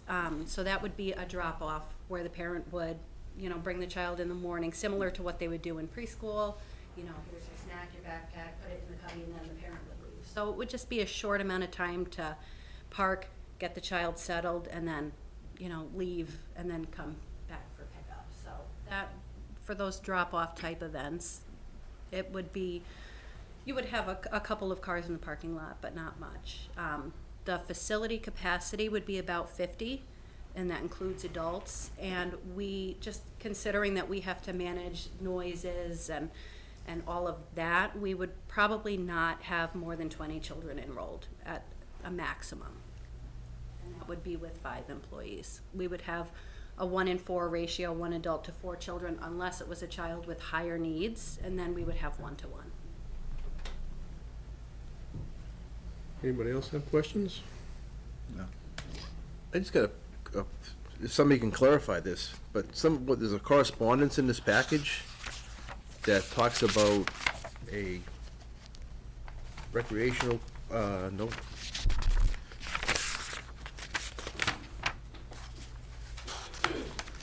Got my little stickies here. There's a correspondence in here about a USA Gymnastics program. That's not you? I kind of thought that was kind of strange, No. too. And just with the numbers that they were talking, it was definitely gonna be a no vote for me, because it was looking for 3. Who generated that correspondence? Christy Walsh, USA Gymnastics. It's in the package. Yeah, I had it, too. That's odd. That's why I was kind of surprised at your introduction as to what you were doing. I'm thinking that it's supposed to be a gymnastics place. Yeah. No, that name's not even familiar. Jeff, I'm not sure if I have a copy of that correspondence. I can provide that to you. I think this was in a email correspondence with the building commissioner about a different proposal that may have been incorporated to a zoning opinion. Oh, okay. So Mike Costa may have Yes. initiated that correspondence. If that was a previous prospective tenant that. So it was so I think what happened is that, I'm not sure, I don't know if you got an explicit separate zoning opinion for this particular applicant, but I think it fell into the same determination as the official one that he did for another applicant that didn't go forward. Because it would have been indoor commercial recreation. Would have been indoor commercial rec. I see. The only other question I have is roughly the age range for the children that'll be there? We have different developmental areas for our outliers of infant toddlers are gonna have a contained section away, with a little barrier to keep the tiny humans contained. And then we're also going to have a teen lounge with more developmentally appropriate things for our older folks. But the main area of the gym with all of the equipment, the swings, we'll have a fun zip line. All of those would have, weight limits that support children of all ages and even adults. But we don't want to encourage parents to use the zip line. They can go up to Kimball's and use their zip line. There you go. Is this your first location then, or is it? Okay. It's a franchise. The franchise has over 100 locations, but this would be the first for me and the second in Massachusetts.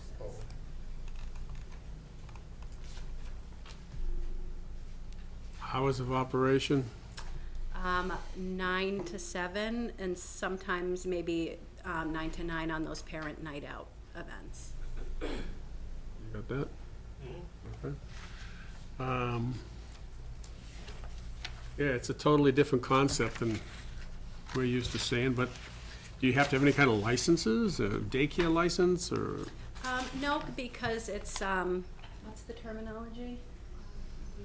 You're exempt because we're a licensed. Yeah, so we're not an educational facility, so, we would have hours that fall underneath the requirement for daycare. So it's not that type of an operation.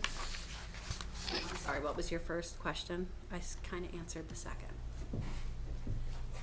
Must not have been important. Sorry. It's late. If we could clarify that 9 to 7, except for those occasional, Parent 9 night to out. 9. So on weekends, That's- it's gonna be longer, say Friday, Saturday, Sunday? That's what I wanted to get at. What about weekend hours? Is that any different? So I would anticipate that weekend is gonna be a lot of private rental. That'll be, birthday parties, so, but it would be within that 9 to 7. We wouldn't be, Are you looking for for writing a condition? Yes. So is there a problem with just writing it as 9 to 9 that gives her flexibility? I don't have a problem with it, I just wanna make sure that you have the opportunity to use the time that you're gonna be. Sure. Does that make sense? That'll give you the maximum flexibility that you would Yes. need realistically? Yep. Okay. And then I didn't know if you'd be kind enough to give us your name. I'm And that- Kristen Dively. I will be the general manager once the facility opens. Thank you very much. Okay. Is there anybody in the audience to speak in opposition to this proposal? Anybody here to speak in favor of this proposal? Would you want to come up to the microphone? Tell us your name. I'm Paula Tibby. I'm an occupational therapist in this area. I don't know this crowd, and I can't speak to the use of the land in any way, shape, or form, but I can tell you right now, the clients that I work with are on wait lists for outside occupational therapy, physical therapy, speech therapy for up between 6 months and 3 years. We have an ever-growing population in Westford of the autism population. We have a program within the Westford public school system that had to open at least one new classroom in the last 2 years. So though I can't speak to the use of the land, I'm really enthusiastic about this opportunity, and whether it ends up here or somewhere else sounds great to me. Thank you. Okay. Are we prepared to close the public hearing? So moved. Second. All those in favor? Aye.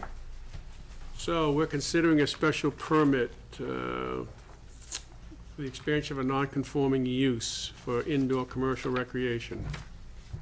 We have a motion. So moved to approve. Second. Dan? Yes. Jay? Yes. Scott? Yes. Jimmy? Yes. And I also vote in the affirmative. Mr. Chair, is that assuming the 9 to 9 hours of operation? Yes. So, we don't have to inform you of the time it takes to write the decision? We do not. Okay, I didn't think so. So good luck. Thank you for your time. Welcome to Westford. Hope it works. Thank you all. Appreciate it. Have a good night.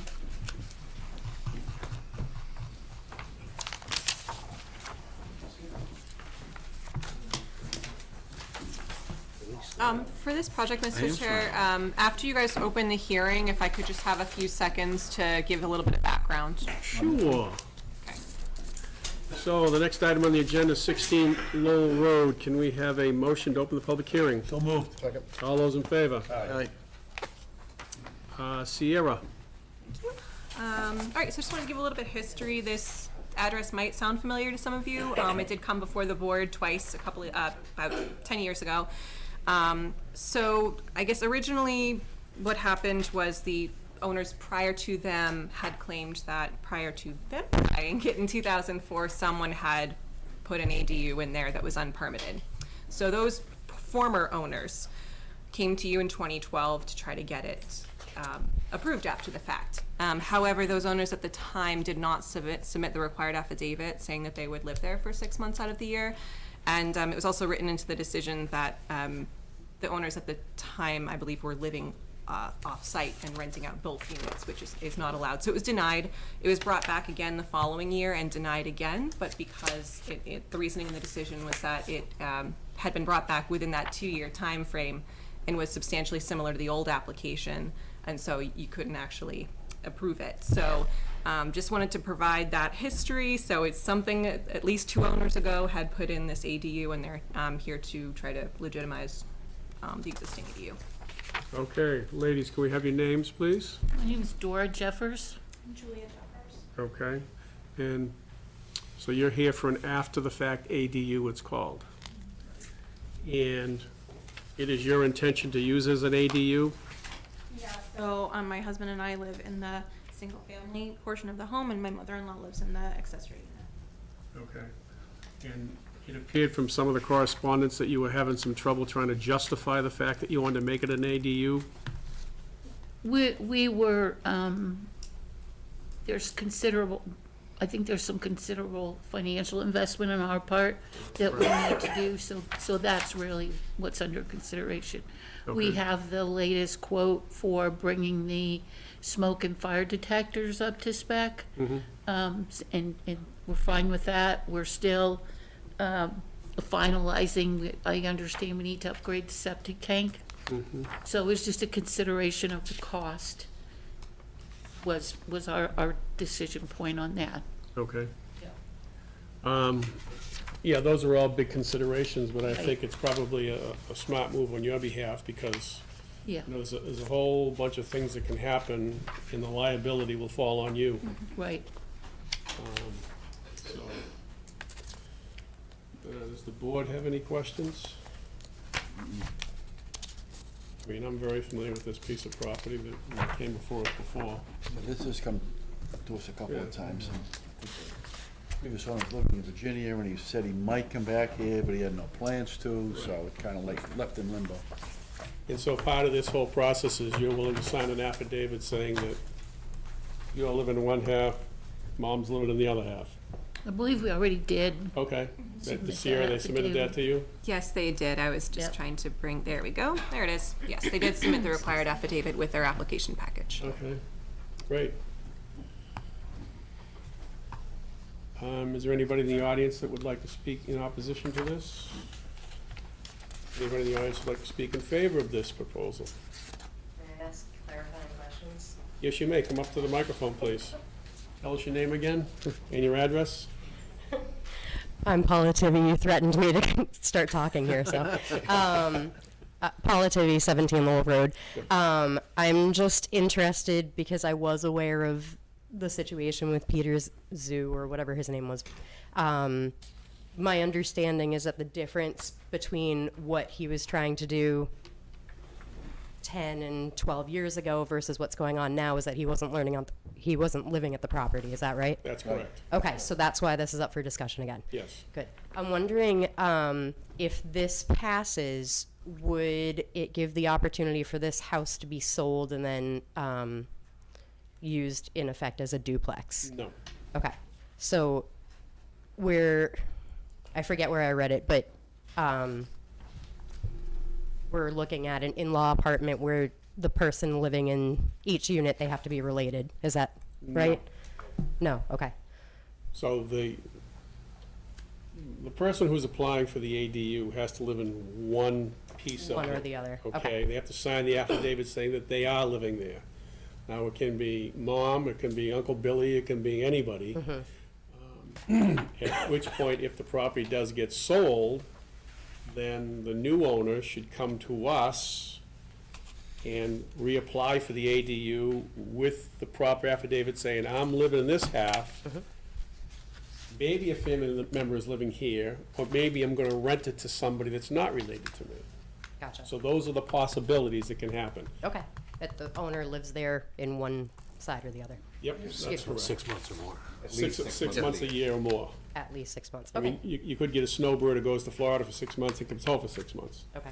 But the previous owner thought he was gonna hoodwink us and not do that. So that's the difference between this. Okay. Thank you for clarifying. Sure. On that note, I also would like to mention, we spoke to another abutter on the phone as well as, he had sent an email, but we gave a call. Some similar clarifying questions, just asking, if it could be used as an Airbnb, which no, because that's not allowed in town. And just trying to confirm things, but a lot of it was basically, what she had just said as well. And just kind of letting them know a little bit of the history and why this was moving forward and what exactly they were proposing to do. Okay. Yep, come up to the microphone, please. Would this allow 2 families with school-aged children to live in the home? What was the question again? Would this, if this passes, would 2 families with school-aged children be able to live in the home? Yes. It could. Yeah. Could. I don't think there's a restriction. Yeah, it doesn't restrict, there's no age restriction, if that's what you're asking. No, I just noticed that one of the items was that there's no fiscal demand on Westford, or however that was worded. But if there are 2 families with school-aged children going to the schools, I just wondered if that was a possibility, and it sounds like it is. Yep. Okay. Thank you. Jeffrey? As mentioned in the staff report, the building commissioner requested, which is really to the applicant's benefit, an after-the-fact building permit, which would serve to legitimize the permitting history, which is good for you folks, both if and when you go to sell, you don't have that question mark, and also perhaps even insurance liability, that this makes you whole. So it's really very short money to make things whole. We're aware So of that's, okay. Just- Yeah, we get an email about that. Okay. Anybody else have anything? No. All right, how about a motion to close the public hearing? Move to close the public hearing. Second. All those in favor? Aye. Okay, so we are looking for an after-the-fact ADU accessory dwelling unit for 16 Lowell Road, with the conditions that have been stated tonight. Can I have that motion to approve? So moved to approve. Dan? Yes. Jay? Yes. Scott F.? Yes. Jimmy? Yes. And I also will vote in the affirmative. So you have some homework to do with the town boards. There's a 14-day period where the staff has to write the decision for you. There's a 21-day appeal period. There's nothing that's going to be built, but just be aware that someone could appeal the decision in that 21 days. It should be recorded at the Registry of Deeds, as you've heard tonight, because you've been here waiting patiently. Yeah. And good luck. Thank you so much. Thank you. Sure.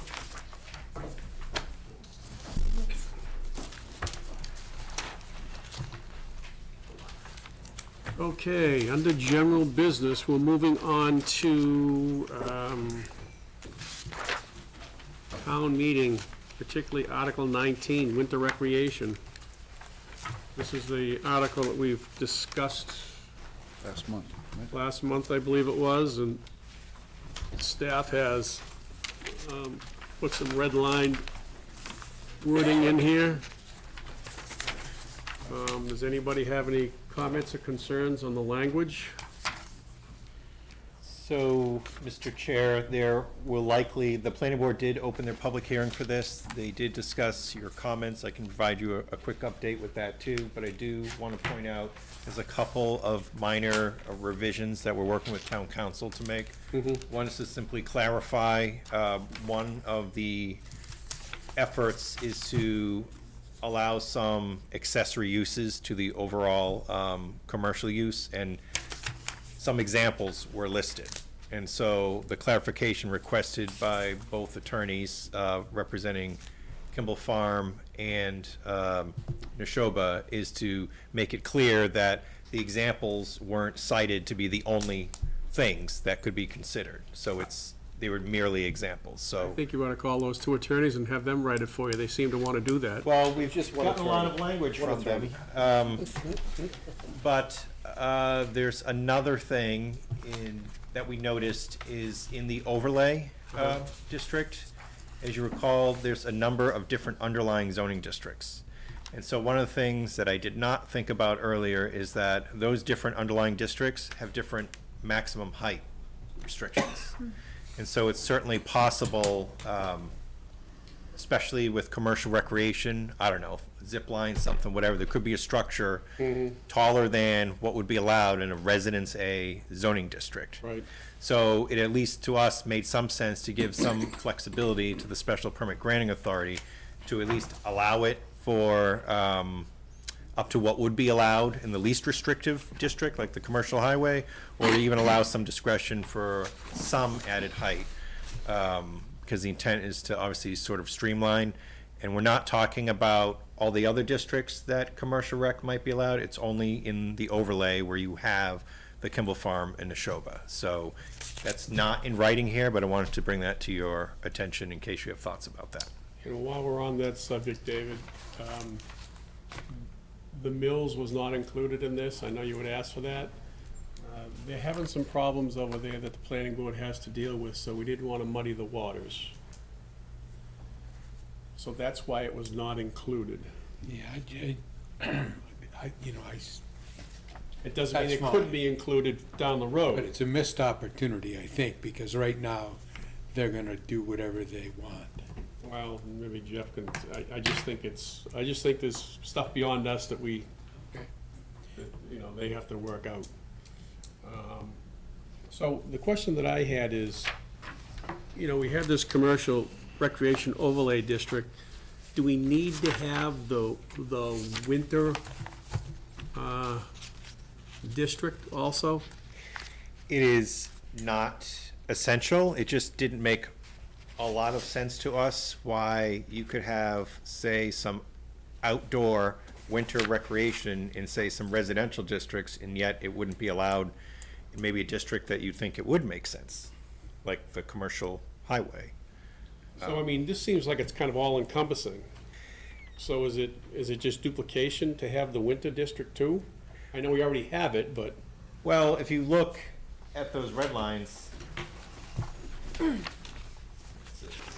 was gonna say, I think there's a separate category for, yeah, it's a little puzzling. Yeah. And I don't know, maybe some of you know the history. Oh. yeah, It's like if you go to indoor. Appendix A, and you look at the winter commercial recreation, which someone could argue that outdoor commercial recreation in the wintertime is. Even indoor commercial recreation in the wintertime, right? Well, I would think for Neshoba that they would want all year long commercial recreation Yes. instead of just winter. But the overlay Right. gives them. Well, that's what I'm asking. The overlay gives more flexibility. Okay. Because no matter what the underlying zoning district is in the overlay, they get to take advantage of indoor, outdoor, commercial recreation and winter recreation. Someone can debate what's the difference between winter commercial outdoor, winter commercial recreation versus outdoor, indoor, outdoor commercial. It doesn't matter in the overlay because you don't have to answer that question. Okay. I mean, that was the only thing that I saw. So, And then the planning board did discuss, because we did share your, the board's, you provided a good summary of the zoning board's comments relative to the planning board suggested that the planning board be designated as the special permit granting authority. You folks indicated that you wanted to retain that jurisdiction, that you pretty much have all the history of granting the relief for commercial recreation in town. They did review those projects after you folks did, because they did have to review it as either site plan review or major commercial project.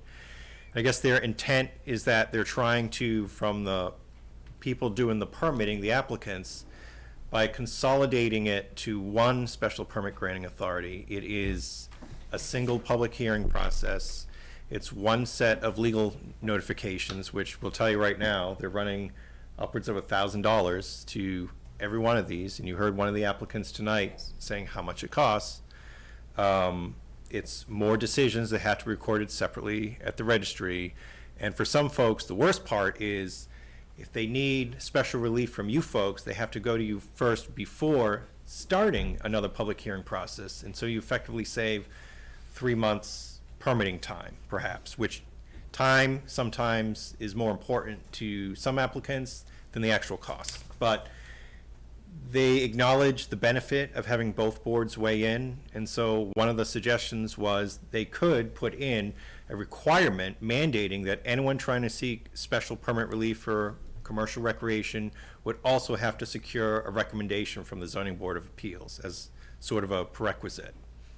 And that way, they'd still have benefit of input from your board, but it wouldn't be another public hearing process, and it wouldn't delay everything by 3 months, and it would save thousands of dollars. well, what does everybody think about that? I don't know. I mean, last month, Dave was kind of hitting on, what's the driver of this? Yeah. And I think that was kind of a nebulous thing up in the air that. Well, it was the. So are you talking about the how does driver that- of changing the special permit granting authority? Yeah. Well, believe it or not everyone is in love with multiple permitting processes, and we get a lot of feedback, and one of it is the time to permit. And especially now that the legal advertising fees have, More than say, doubled. more than doubled. More than doubled. More than doubled. I know because our line item for advertising for zoning bylaw amendments has already gone negative before we've even paid for the next one, and we're not the only ones feeling it. It cost us over $1,000 to just do a legal notice for this zoning bylaw amendment. And imagine if you are trying to, I mean, Kimball's and Neshoba, they're the extreme examples, but imagine if you're a smaller business and you have to pay thousands of dollars just for a newspaper printing, not to mention all the other required certified mailings that you have to do each time. Sometimes that's not a huge number. Sometimes it is a huge number of people that you have to notify. And if you have to do it twice for the same piece of dirt and you can't duplicate those efforts because it's a sequential permitting process, they don't have the right in some cases to even go to the planning board until they've secured the necessary relief. So you're adding time, you're adding a lot of money, it adds a lot of process. Yes, selfishly, it does chip away at staff time. It is one option for you to consider, is that you can still they can make it a requirement that they cannot act on it until they have your input. You mentioned small Input businesses. or I mean, authorization? we're just doing this for Kimball's and Neshoba Nope. No. They would say for any, primarily. well, I don't know. Kimball's and Neshoba, absolutely, but the way it would read now, I think they would suggest that, remember, we're trying to look at the industrial highway zoning district. It's already allowed in commercial highway with benefit of special permit, but the other districts as well. Every time someone is applying for a special permit for commercial recreation, they would have to get a recommendation from you folks. It doesn't have to be favorable, but they want the comments from you folks. Well, is comments, or is it our recommendation? It's your recommendation, but you can use that as an opportunity to say, hey, high level, we might be in favor of this project, but these are our concerns, and we hope that you address these as part of your process. And you can be as specific as you want to.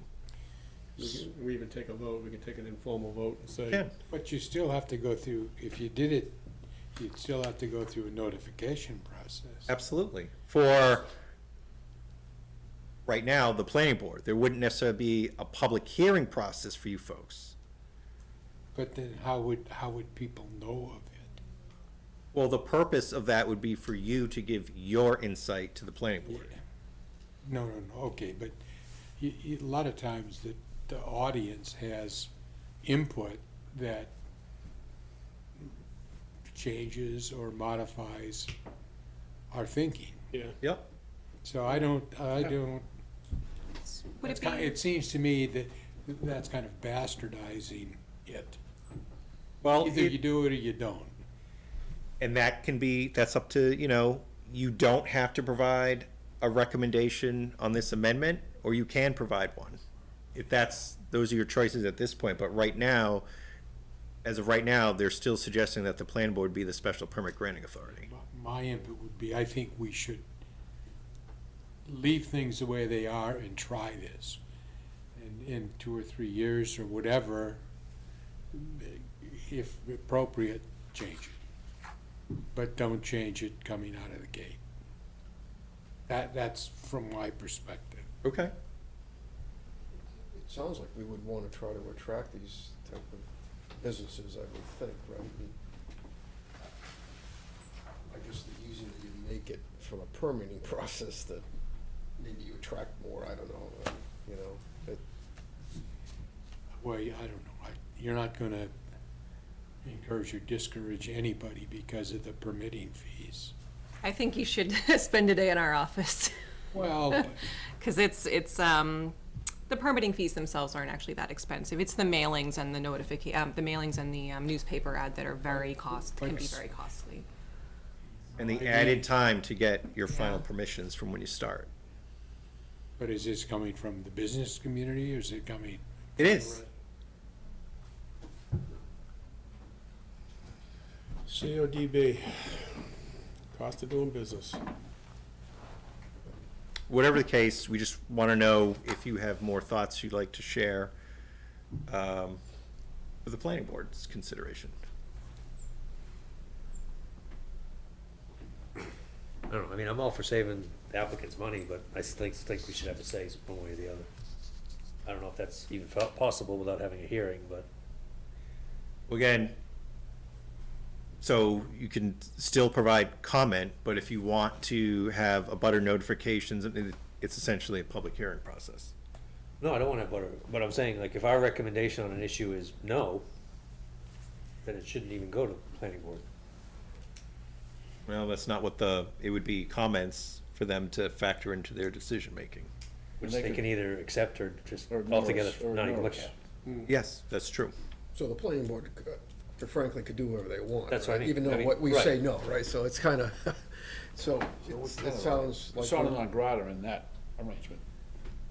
I thought when you said issue our recommendation, that they would actually weigh our recommendation, positive or negative. They would factor it into their decision-making, but, Couldn't affect their decision-making. well, it could shape it. They could hear what you have to say, and they might agree with you and say, we have the discretion to say no, or we have the discretion to put on a condition of approval to address this concern raised. Could we do joint meetings? If something came up, like they do with Sure FinCom could. and Select Board and- That's, So my example would be the development down on Carlisle Road. Yeah. I was just gonna say. It hasn't worked very good. I didn't go there. I didn't go there. Thank you for not, but for me, I think it's debatable that the citizens of the town got a better bargain out of the outcome of what happened there. And I think the argument was all about trying to create something that was more affordable, if you will, to the lower levels of the town. And instead, I think you got, and I, to be honest with you, I haven't gone up there and looked, but just from glancing from the road, I think you have more mansions. Oh, you do. Those numbers are pretty high there. With the price tag to go along with them, absolutely. Jesus Christ. Shocking, it's just shocking. That's not what a normal family could. So I think what I'm hearing, Jeff, is that the zoning board of appeals, I think to Dave's point, would like to leave things as they are, and then revisit this at some point down the road. Am I right in that assumption, boys? I don't think we're looking for a big change. So. You wanted to hear, but Well, no, hold on. Let's make this interesting. So, Good. in cases of that, would you be willing to have a joint meeting with the planning board? Sure. I think But what if it's not your regular night? It's fine. That's okay. I think that's the best situation. Only if they come prepared to listen. And I think it's stupidity to set up a meeting where they end up suing the zoning board if it doesn't go their way. We're being positive, we're moving forward. No. But hear me, open up your ears, When do we okay? say- when do we say kumbaya? We went through that, okay? But from my opinion, it was not done in good faith. so maybe we could perhaps try a joint meeting Anything is possible. and see how it goes. But so just to be clear, your suggestion is to either keep zoning board as the special permit granting authority, Yes. or if you're kept as the special permit granting authority, that you would commit to joint public hearings with the planning board to better streamline the process. Correct. Is that what I'm hearing? Well, doesn't the, I think that's the best of How both would we better worlds. streamline the process? Yeah, what would that entail? I guess? Because we could at least send out, if it's a joint public hearing, Yeah. it can go in the newspaper as a public hearing, planning board and zoning board for special permit for this, major commercial project special permit for that, site plan review for this, stormwater for that. It can be at least one public hearing notice potentially. Instead of two. There's cost savings. It's not going to have the cost, but it's not gonna be double the cost. We can do one combined mailing to the abutters and everything. the biggest challenge would probably be making your schedules work and not having World War III start during the public hearing process. So we have you to referee.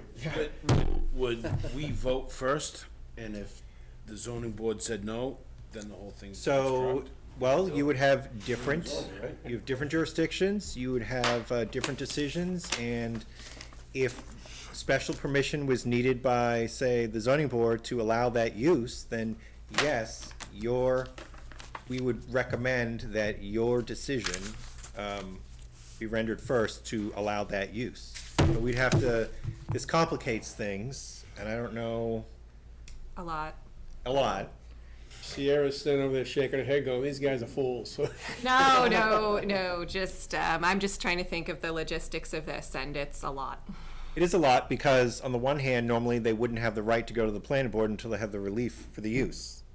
And so now so I don't know.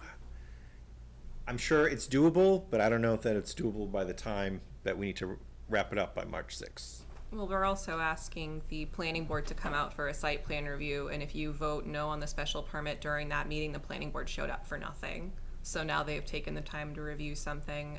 We also would probably need to know 4 weeks in advance of when the meeting would be in order to properly advertise. So I'm not saying it's like impossible or anything. I'm just saying there are some things that we have to consider if this is the way that, you guys want to do this. That's all. We're gonna have to do quite a bit of planning to, schedule 12 people on the same night and try to have things go smoothly. I'd say ask the planning all of board that. if they're open to a joint meeting. Sure, of course. And if they aren't, then we keep it as is. Mhm. And if they are, like you said, if it's a waste of their time, unfortunately, Yeah. it is what it is, but that would be my comment. Do it with select board and school committee and figure it out. So, I mean, if they're willing to meet, How does that affect the applicant, though, if the board, just saves money. if we deny it, and then they're right before the planning board at that night? I would think that would be a challenge. It wouldn't be that night, it would be simultaneously. They'd have to withdraw the special permit, the site plan review, or, because you can't deny a site plan review, so. But But you site need plan the is only special for permit allowed in order. uses. Exactly, so you need the special permit in order to get to the site plan. So the problem. they would probably have to withdraw the site plan review, and then, like you said, if we keep it separate, it's like we have a rolling deadline schedule. So like 1 week is your board, the next week might be planning board, and then we're doing, okay, public hearing notices for this one, and then abutter notifications for this one, and then staff reports for this one, and so each individual one is a bit of staff time as well as quite a bit of money for the applicants, but there are other things that are set up that way. So if that's the best way to do things overall, then that can be done. Again, there are other things that are set up that way. This is just something that, if we're gonna be looking into making some changes to this, then maybe just re-examining, how the applicants actually, what board they go to, board or boards, and how that actually functions. A lot of those other joint meetings with multiple boards, a lot of them, they're not public hearings, which is much more challenging than just a public discussion item. And I don't know how long remote meetings are gonna last. But, you have, say you have, 12 or so board members plus staff, and then we gotta start raising the venue issue if there's any kind of turnout, and there could be some appetite for your favorite thing of all time, remote meetings, which may not even be an option after March. You better find a new chair. Well, we're just hitting you with stuff. So. Not so simple. Why is this a rush job for March 6th? Town meeting is March 25th. There's also another one in the fall. I understand that. Honestly, we will have so much on our plate, plus that multifamily housing zoning bylaw amendment, that's gonna consume much of our time. And so if we don't wrap this up, I don't think we can, I don't think it'd be wise for us to try to take that on when we're undergoing that multifamily housing. You folks are gonna be sick of us, because we're gonna be coming to you folks for input on a variety of topics related to that. So then I would say leave it as it is. That's It the sounds case, like we're 'cause making it a lot more cumbersome for staff, a lot more complicated, a lot more pieces falling astray versus something you people have had considerable thought and work in progress into. I mean, it seems like throwing a bit of a monkey wrench into Yeah, it. without more And we're planning, going I all over mean, the place yeah, it's all- without considering what you folks have to deal with on a day-to-day basis. And I think, we're here one night a month. We really don't have a sense for, I don't think, how involved this is for all you folks and the pieces that have to be put together by the staff. So I guess maybe we're minimizing that, I think, here somehow. But Jim, I've been around probably too long, but I was involved when the town decided to go with the town manager.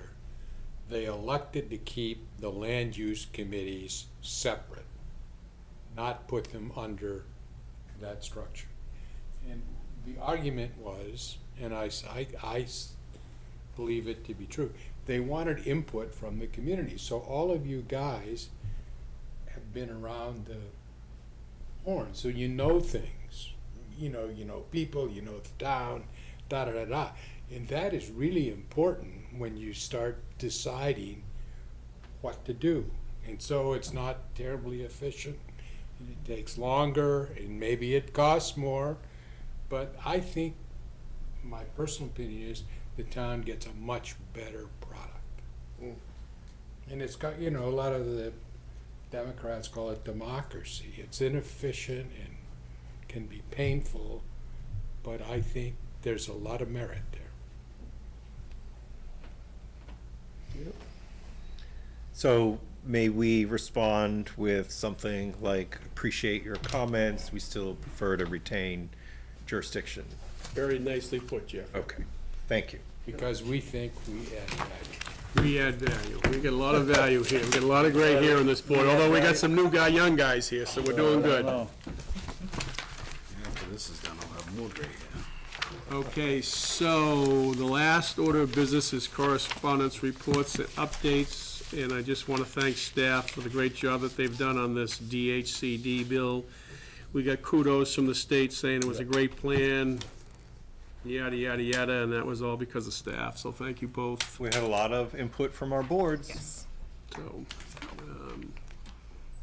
that's all good. So we're on a little bit of a break here until 2024? Nope. We're never on break from this until it passes, hopefully. I wish. No, we're gonna be actively engaging with folks starting probably as early as May, because a lot of folks aren't very informed about this. I mean, you folks are more informed, but we're gonna do outreach. We're securing the services of a consultant, and we're gonna do a lot of outreach and drafting. It's gonna be a very public process. It's gonna take a while.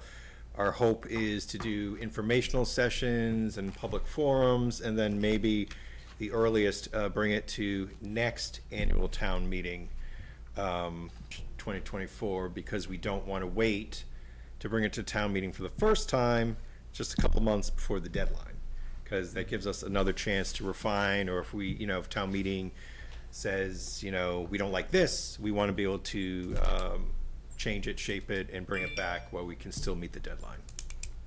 But April is going to be here before you know it, because this bylaw, unlike many of the others, it's a very significant change. And so we got to do a lot of thinking. We can't just throw it together, and we got to try to see what it could result in, good, bad, what the potential consequences are, and how can we, put parameters on, how can we make it a friendly permitting process, how can we get things that the town wants to see that we aren't allowed to require as part of the bylaw. So we're being creative, and we'll be bringing stuff to you folks as we can to share it. What is non-compliance then? What happens if you're non-compliant? Well, that means that pretty much we're cut off from certain funding sources, and potentially, I think our housing authorities might gain some funding from state, so there could be a deficit for what housing authorities and things get, that money might have to be found somehow. But it would make us ineligible for, many types of grants, which, to some people, they may say, that's not a factor for me. If I don't like this, I'm not gonna vote for it. That's fine. Our goal is to try to come up with the bylaw that checks the state's boxes, but is the best fit for Westford, that we can use as economic development tools, encourage redevelopment of areas where it might not be viable to do so right now. We do need more housing, but it's not just more housing. We want to try to see if we can get, the best housing that we need and fill in some of those areas that we do need more, certain types that people aren't building right now when they, have full choice. There, you'll see more mansions. So multifamily, we do need more of that. So, but it's not simple. We got to look at water, traffic, there's so many things we got to look at. So it's going to be involved. You will be sick of us. More. I was gonna say, if you're not already, you will be. All right, you guys all set, staff? All set. Okay. Board have any other comments, questions, concerns? All right, how about a motion to close this meeting? So moved, second. All those in favor? Aye. Okay. Thank you.